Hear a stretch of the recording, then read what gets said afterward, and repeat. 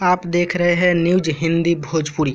चलिए आपको ले चलते हैं भोजपुरी के सुपरस्टार गायक धनंजय धड़कन के घर, जो कि ये है धनंजय धड़कन का घर।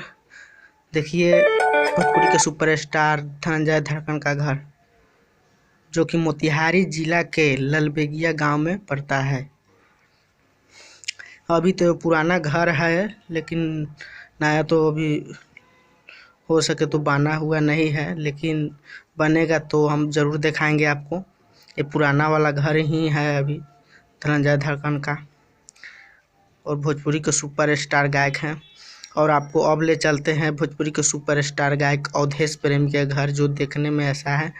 देखिए ये है अवधेश प्रेमी जी का घर, बहुत ही अच्छा है। देखिए हम हैं उनके पीछे, घर है जो हमारे पीछे अवधेश प्रेमी जी खड़े हैं। देखिए वो अवधेश प्रेमी जी का घर है, बहुत अच्छा घर बनाए हुए हैं अभी भोजपुरी के सुपरस्टार गायक अवधेश प्रेमी, जो कि मोतिहारी जिला के ही रहने वाले हैं, घोड़ासन प्रखंड के गुरमिया गांव के। बहुत ही बड़े स्टार हैं अवधेश प्रेमी। देखिए अवधेश प्रेमी जी वहाँ पे खड़े हैं अपने घर के बगल में। इसी तरह का तमाम न्यूज़ जानने के लिए मेरे चैनल को सब्सक्राइब करो, बेल आइकन को दबाना ना भूलें।